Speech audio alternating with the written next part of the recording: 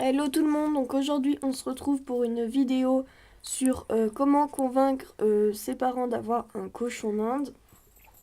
Donc tout d'abord, il faut être sûr de votre choix parce que un cochon d'Inde c'est vraiment beaucoup de responsabilités, ça demande aussi beaucoup de temps et d'argent.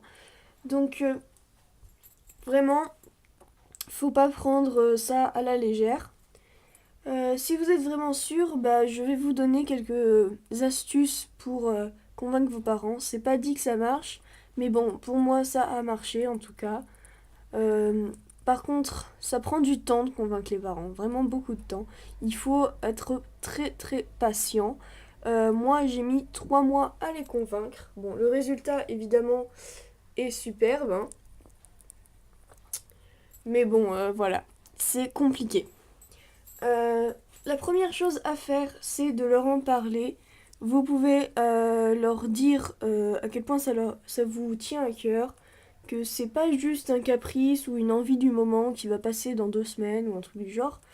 Voilà, prouvez que vous n'allez pas changer d'avis, que vous allez faire une fixette dessus, vous lâcherez pas l'affaire. Euh, vous pouvez regarder des vidéos sur les cochons d'Inde puis ensuite les raconter à vos parents, même si ça ne les intéresse absolument pas. De cette façon, vous allez pouvoir leur montrer que vous vous y êtes intéressé. Vous pouvez aussi sinon faire des fiches sur l'alimentation du cochon d'Inde. Donc vous écrivez tout ce qu'ils peuvent manger, tout ce qu'ils peuvent manger niveau fruits et légumes, je veux dire, et aussi les herbes du jardin qu'ils peuvent manger, etc.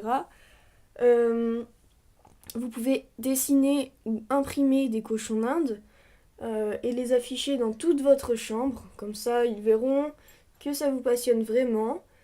Il faut vraiment montrer votre intérêt pour ces petites boules de poils, en fait.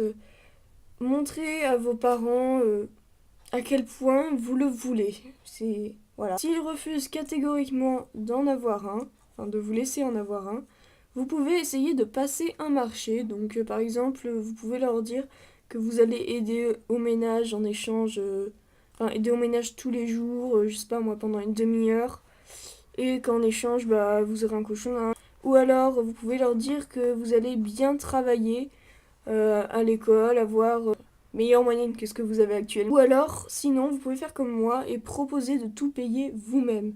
Parce que certains parents, justement, ils voient le côté pas que dérangeant de l'animal, mais aussi financier. Donc, voilà, vous pouvez proposer de tout payer vous-même. Par contre, avant de proposer ça, il faut vous assurer que vous avez assez d'argent. Parce que comme je l'ai dit au tout début, ça coûte vraiment très très cher. Par exemple, moi je suis ruinée. J'avais 160 € au départ quand je l'ai acheté. Donc rien que l'animal, ça coûte environ entre 20 et 30 €. Donc voire plus selon quelle race vous achetez. La cage souvent coûte 50 €, mais moi je l'ai eu en promotion à 25. Et le reste des affaires, c'est environ une trentaine d'euros par mois. Donc c'est vraiment très très cher. Et en plus, le mien a eu la gale. Donc le vétérinaire m'a fait payer 50 €, voilà, pour passer la petite lampe de Wood et tout et tout. Euh, donc c'est excessivement cher. Faut pas prendre ça à la légère, quoi. Pour qu'il soit en bonne santé et qu'on soit sûr que vous en occuperez bien, il faut vraiment avoir assez d'argent. Après aussi, vous pouvez dire à vos parents tous les points positifs du cochon d'Inde. Et s'il y a des points, enfin, si vous voyez vraiment des points très négatifs, hein, des trucs où vous êtes sûr qu'ils vont vous dire non à cause de ça, vous pouvez essayer de les intégrer dans une phrase assez discrètement. Par exemple, je sais pas, vous pouvez dire ça coûte cher, mais bon, vu que j'ai beaucoup d'argent, c'est pas grave. Bon, voilà. Euh, Aussi, il faudrait que vous mettiez en valeur le cobaye. Vous pouvez dire, par rapport aux autres animaux en fait, vous le mettez en valeur, vous faites une comparaison. Vous dites par exemple que c'est comme un chat, mais c'est plus facile de s'en occuper au niveau des crottes et tout, ça sent moins fort, ou des trucs dans le genre. Vous pouvez dire aussi que comparé à un lapin, ça pue beaucoup moins.